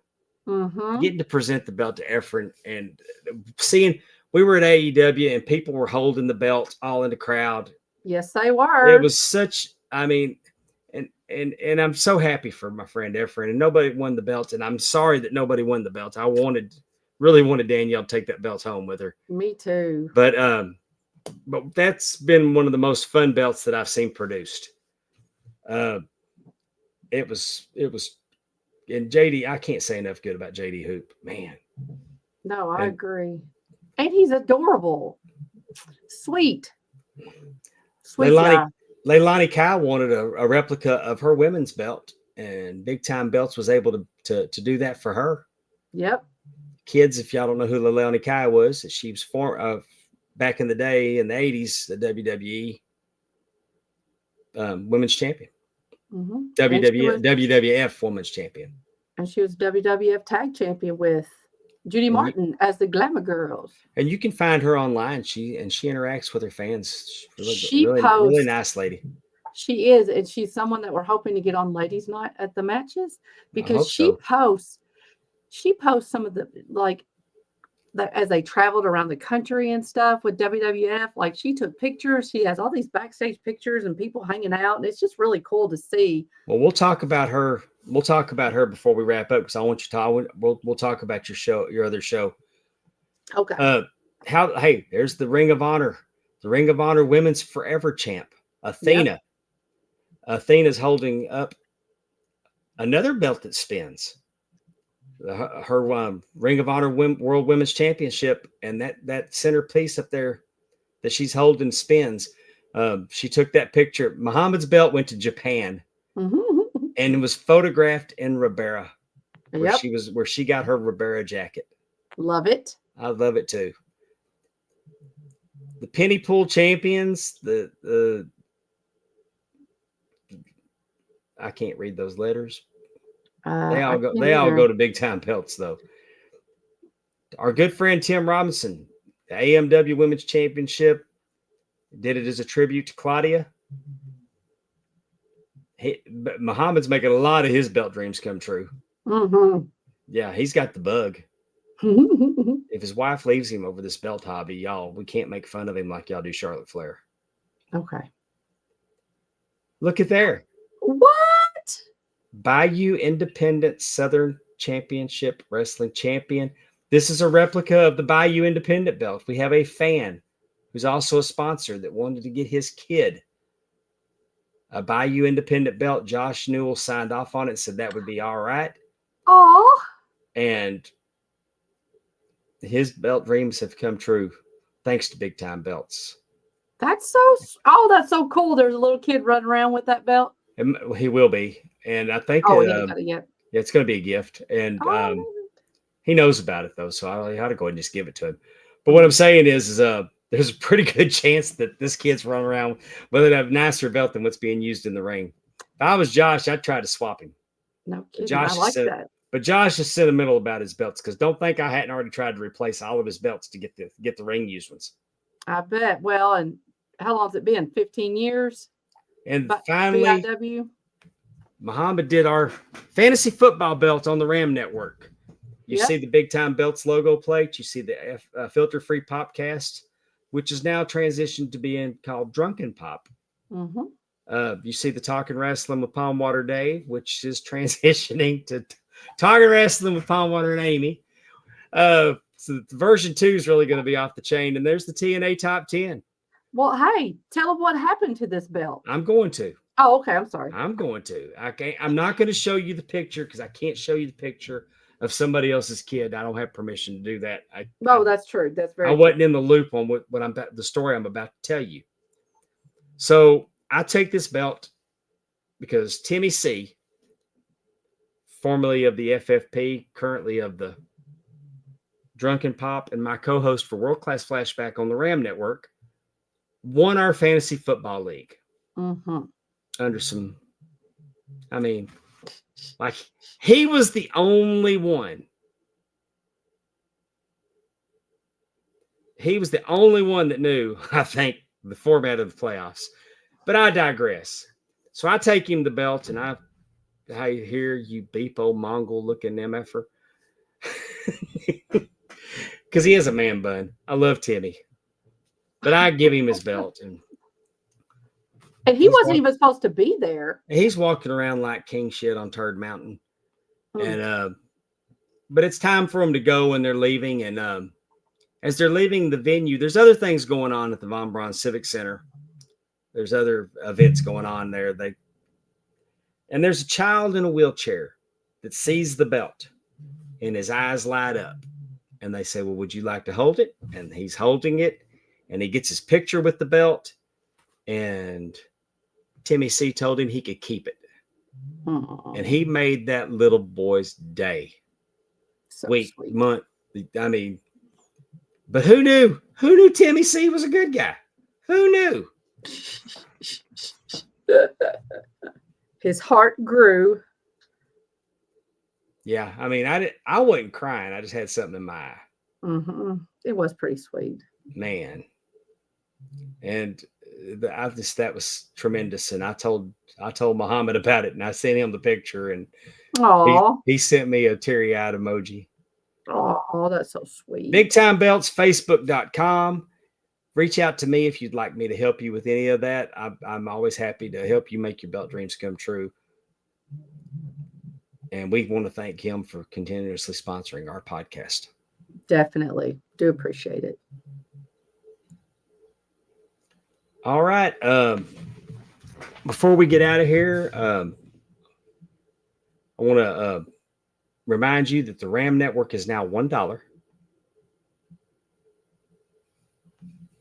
Just where's that? There we go. Patreon.com/Ram Network, just $1 a month with lots of great wrestling content and more. Just posted an episode of World Class Flashback before I came on it. Amy and TJ do Power of the Pen. Me and there's eras. I mean, we're watching WWE, old WWE, old CWA 1988 ringside replay. Dave and HSV and myself are doing that. We're hoping that we're going to get to another episode of I Was There. What am I missing, Amy? Footballers, which is over. And maybe that's the reason why you feel like you're missing some stuff, because Footballers is over. Kind of TNA Top 10. They're not doing the football show. They still do their Top 10 show. World Class Flashback, ringside replay. We do watch-alongs. Yep. We do there's Footballers, Eras, the New Generation, just all kinds of stuff. Little Dave's Faves. The boys should be back with the Drunken Pop, should be starting up pretty soon. Anytime that's the beauty of it, is that if we just have an idea, we go to the computer and press play. Pay-per-view reviews, Terry's right. Previews, reviews, watch previews. So, and it's only $1. $1 for less than the cost of a can of Dr. Pepper. You can have all that great wrestling action. You could maybe get 2 months, depending on where you buy your Dr. Pepper. Next week, we got a big announcement. Ooh. We got a big announcement. Okay. I'm not gonna spill the beans, but we got a big announcement next week. We're gonna do it this week, but I don't want to hot shot it. Okay. I want to do it right, so we're gonna wait and we're gonna announce it next week. But big things are happening for the little program, right, Amy? That's right. The little engines that could. And when Amy and our good friend Megan Nelson, who's also part of the Ram Network, Mhm. they've been doing a little something over at Ad Free Shows, adfreeshows.com, patreon.com/ad free shows. Tell them about Ladies Night at the Matches, Amy. So Megan Nelson and I, both are top gals with Ad Free Shows. We have been doing a show and interviewing basically ladies that were important in wrestling history. So our first interview was with Missy Hyatt, and then we were able to interview Baby Doll. We interviewed Karen Jarrett, and we just got finished, and it dropped last weekend, I believe. We I did listened to it on the way home. Oh, good. We did an interview with Rebel, who is also on that free show network with her happy hour that she has every other Sunday. And so we got to talk to all these ladies. We talked to them about their career in wrestling, what they did before, what they did after, interesting things that happened to them during the wrestling career. Rebel, she was our last interview, but she's had quite the career outside of wrestling. She's really only been wrestling for, a couple of years. I say a few years, but she was a It was a Dallas means Cowboy. to it. It was a means to an Yes. end, and she fell in love with it. Yes. She just wanted a makeup job, hair and makeup job. Yeah. And she was a Dallas Cowboy cheerleader. She was in a dance troupe similar to the Pussycat Dolls. She was on America's Got Talent. I mean, there's lots of things She was in that you Trace may not Atkins, know. Honky Tonk, Badonkadonk video. She was in videos. She was on CMT, I guess, or the CMA Awards when he sang that live. Yeah. Lots of TV. Yes, makeup artist. I want to tell you what I like about this show, Amy, because Megan asked me the other day, and it's like I felt like I was a fly on the wall for three women having a conversation. Because all these people that she just mentioned, you've heard them do interviews before, but it was different with Megan and Amy because they're just talking to them, and you don't know where the conversation's going to go. And like when Missy Hyatt's interviewed, everybody wants to go back to that book she wrote 25 years ago. And I mean, it's kind of tired talking about it because what was a good idea? I mean, she's pushing 60. Mm-hmm. So what was a good idea in her 30s may not be a good idea as she's approaching being a senior citizen. Mm-hmm. And there's more to her, but you get snippets of it. Like she does World War II reenactments. Well, somebody's got to play the Germans in a reenactment. So then, but you know how the internet is now, all of a sudden she's a Nazi. Right. That's not what it is. It's a reenactment. It's a historical reenactment. She does Civil War reenactments. She's a history buff. Would you ever have guessed that? Yeah, I'm saying, but you learn because they don't go after the same piece of steak everybody else in Bones been gnawing on. I got to know Baby Doll, the mother, through y'all's interview. Mm-hmm. What I came out through with Rebel is that her strong sense of business. She's not a mark. She wasn't a mark for the Dallas Cowboy cheerleaders. She's not a mark for the country music business. She's the music video business, and she's not a mark for the wrestling business. She understands it's a business, and you can tell with her attitude. And I picked that up from her more than I ever have from anything I've ever heard her do. That, I mean, like she's done, like the Dallas Cowboys cheerleaders. I'll give you a little spoiler that she talks about is that when they invite those girls back for alumni stuff, they charge them for that shit. Exactly. Can you imagine doing that to the football players? I might not make any money in the wrestling business. I might break even, but I'm not paying to do it. Right. Right. It's what I'm saying is that this is I had high hopes for your series, and I think it's exceeded expectations. Oh, thank you. And this last one with Rebel was, like I said, a fly on the wall, listening to a conversation that hadn't been done 1,000 times. Right. And that's And- exactly And, what we're going for. and I got to think that they're happy with it over at Ad Free Shows. And I think that hopefully everybody that's on that platform is listening to it and they feel that way too. I almost hate that it's not one that they would put out on the RSS feed or at least on YouTube and try to monetize it for y'all. Right. Well, you never know. More than bonus content. Right. Right.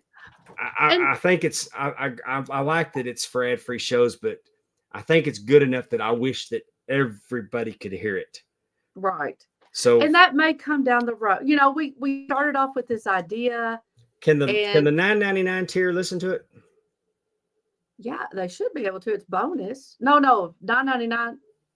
They only get, I think you have to be $29 and up. Is it bonus content on that? I think so. On that platform. Okay. Yeah, because I think $9.99 gets you ad free. Well, they put me when me and Mr. Apter were doing our thing. We Uh-huh. made it available for all tiers. Really. I'll have to ask. I really thought it was $29 because it was a bonus. It could be, but I I thought we made a conscientious effort to try to see about making it available to all tiers. You know, But what? it's great. It's worth every penny of it. And they got a lot more over going on in Ad Free Shows. We've had a great weekend with them. It's our wrestling family, and we love it. And we had a big time in Huntsville last week. 100%. And 100%. and we'll be back here next week Sounds like with a a good big plan. announcement. Dun dun dun. It may be a surprise guest. We'll see. Ooh. But we're gonna have fun next week on Talking Wrestling with Palm Water and Amy. Good night, everybody.